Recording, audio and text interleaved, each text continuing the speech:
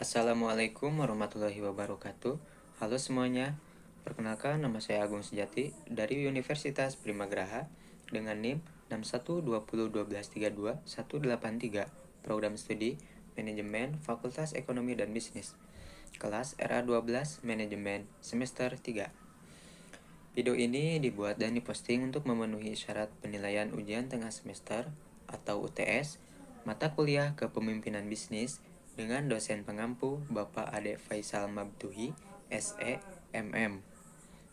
Jadi video kali ini saya akan merangkum materi yang saya telah pelajari dari awal semester 3 sampai menjelang UTS.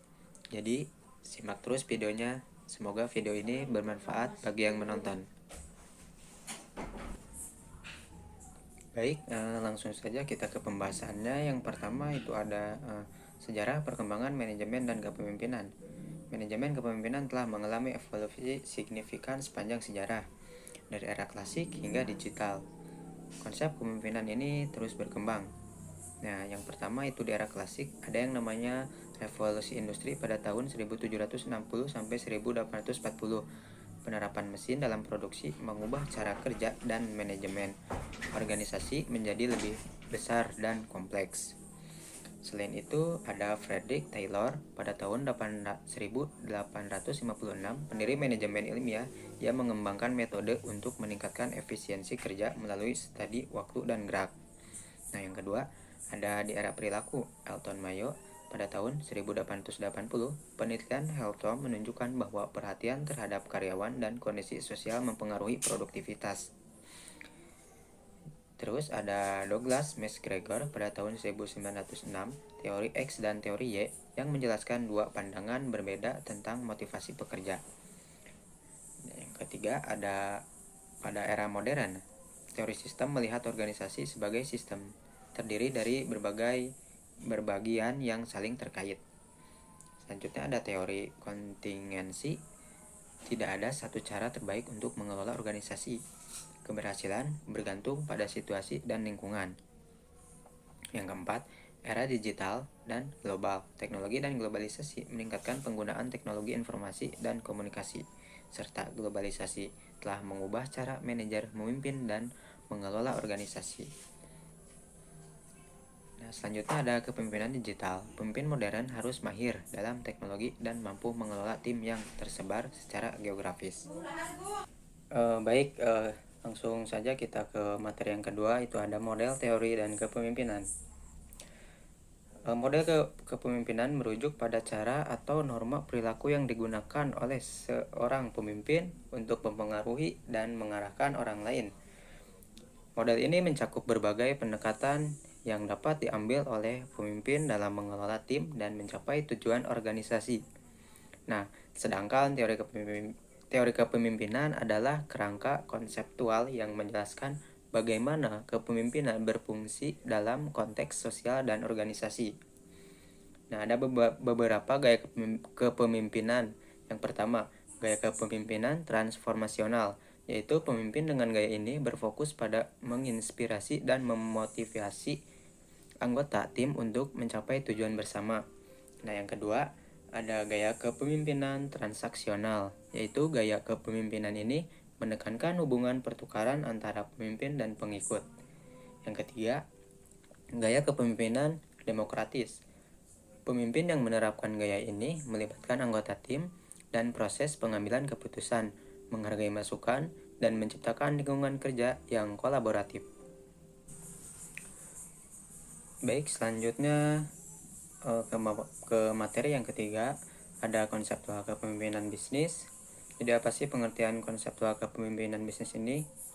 Konseptual kepemimpinan bisnis ini adalah kemampuan manajemen perusahaan untuk menetapkan dan mencapai tujuan yang menantang. Kepemimpinan bisnis juga mencakup memberikan arahan bagi perusahaan, menawarkan visi untuk diusahakan, membentuk budaya perusahaan, mengungguli pesaing, menginspirasi orang lain untuk bekerja pada tingkat setinggi mungkin. Selanjutnya ada beberapa teori kepemimpinan. Yang pertama itu ada teori sifat. Jadi teori sifat ini berfokus pada karakteristik bawaan pemimpin seperti kepercayaan diri dan ketegasan.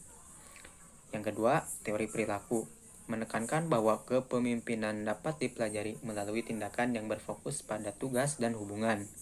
Yang ketiga, teori situasional, yaitu menyatakan bahwa gaya kepemimpinan harus disesuaikan dengan situasi dan kebutuhan tim. Nah, selanjutnya ada peran kepemimpinan dalam manajemen. Yang pertama itu membangun visi, merumuskan dan mengkomunikasikan visi organisasi. Yang kedua, menciptakan lingkungan yang positif, yaitu membangun budaya kerja yang mendukung dan produktif. Yang ketiga, memberikan motivasi atau dukungan, membimbing dan mengarahkan tim sesuai dengan tujuan organisasi. Nah, yang keempat, mengelola konflik, yaitu menyelesaikan perselisihan dan mengelola keharmonisan tim. Nah, adapun tantangan dalam kepemimpinan manajemen, pemimpin modern menghadapi berbagai tantangan dalam mengelola organisasi. Perubahan teknologi yang cepat menuntut adaptasi berkelanjutan. Sementara keragaman tenaga kerja memerlukan pendekatan yang inklusif.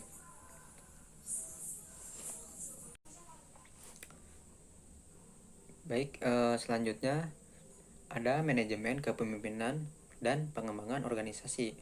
Apa sih manajemen kepemimpinan itu? Jadi, manajemen kepemimpinan adalah proses memengaruhi dan mengarahkan individu atau kelompok untuk mencapai tujuan organisasi. Jadi, ini melibatkan pengambilan keputusan, motivasi, komunikasi, dan pengelolaan sumber daya. Nah, adapun fungsi manajemen kepemimpinan, yang pertama itu ada perencanaan. Jadi, menetapkan tujuan dan merumuskan strategi untuk mencapainya. Nah, yang kedua ada pengorganisasian, di mana mengatur dan mengkoordinasikan sumber daya dan tugas. Yang ketiga, ada pengarahan, memimpin dan memotivasi karyawan untuk bekerja menuju tujuan organisasi. Nah, selanjutnya pengembangan organisasi. Jadi pengembangan organisasi ini adalah proses yang direncanakan dan sistematis untuk meningkatkan efektivitas organisasi melalui perubahan terencana dalam proses, struktur, dan budaya kerja. Adapun tujuan pengembangan organisasi, yang pertama meningkatkan kinerja dan efektivitas organisasi. Nah, yang kedua, memperbaiki komunikasi dan kolaborasi antar departemen. Yang ketiga, meningkatkan kepuasan dan motivasi karyawan. Selain tujuan ada juga strategi pengembangan organisasi. Yang pertama, diagnostik organisasi, yaitu mengidentifikasi masalah dan peluang melalui analisis data dan umpan balik. Yang kedua ada intervensi, mengimplementasikan tindakan korektif seperti pelatihan, pengembangan tim, dan restrukturisasi. Selanjutnya ada evaluasi, mengukur efektivitas intervensi dan membuat penyesuaian jika diperlukan. Nah, selain itu, adapun langkah-langkah pengembangan organisasi.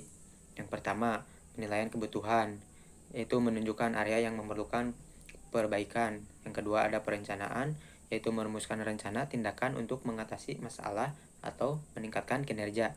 Dan yang terakhir, pelaksanaan, yaitu mengimplementasikan rencana tindakan.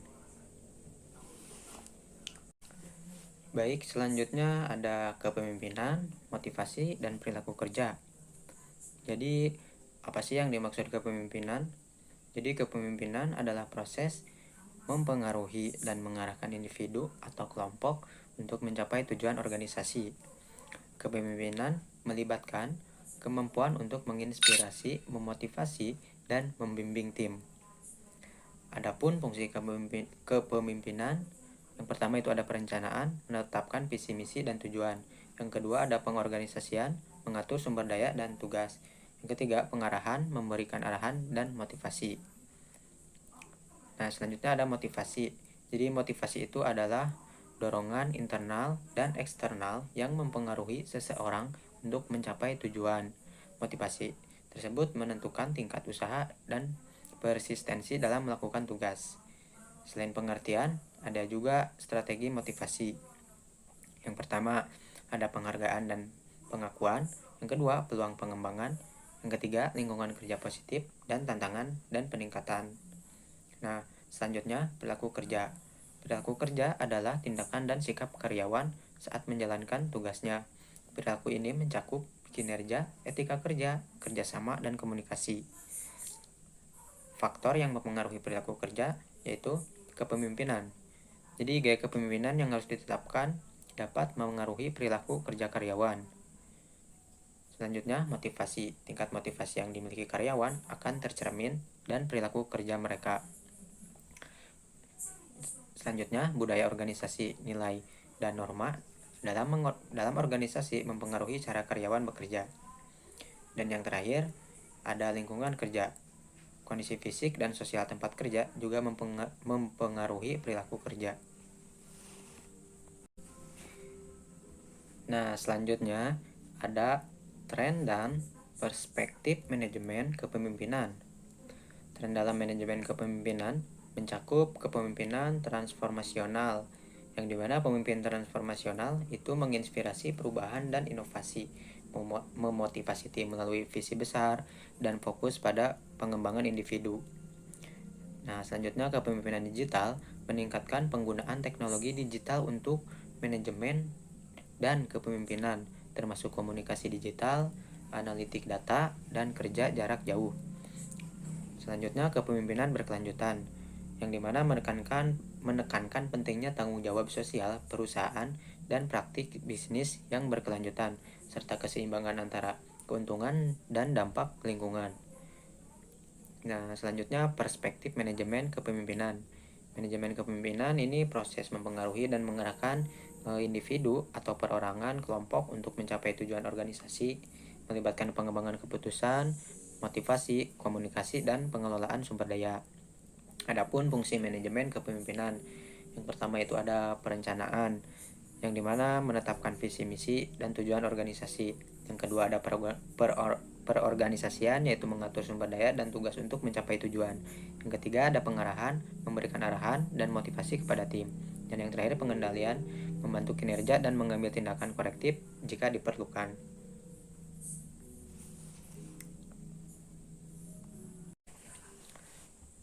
Materi yang terakhir ada strategi kepemimpinan, yang dimana pengertian strategi kepemimpinan ini adalah pendekatan yang direncanakan dan dilaksanakan oleh pemimpin untuk mencapai tujuan organisasi melalui pengelolaan sumber daya manusia dan pengambilan keputusan yang efektif.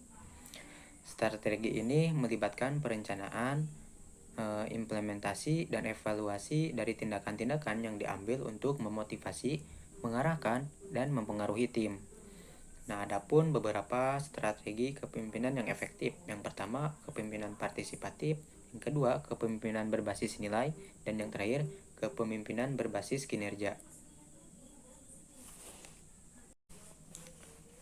Nah, jadi itu materi yang telah saya pelajari selama setengah semester. Sebelum saya akhiri, saya akan memberitahu bagaimana cara memimpin yang efektif, dan saya akan memberikan beberapa langkah-langkah pemimpin untuk menginspirasi dan memotivasi orang lain dalam mencapai tujuan bersama. Nah, jadi pemimpin yang efektif memerlukan kombinasi keterampilan interpersonal, komunikasi, dan pengembalian keputusan yang baik.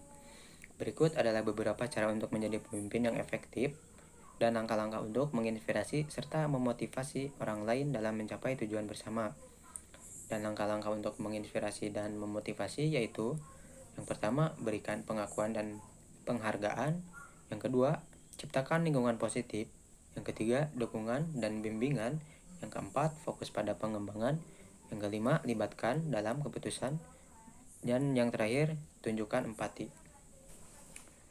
Nah, jadi itu yang mungkin dapat saya sampaikan. Kurang lebihnya mohon maaf. Semoga video ini bermanfaat bagi yang menonton. Terima kasih. Wassalamualaikum warahmatullahi wabarakatuh.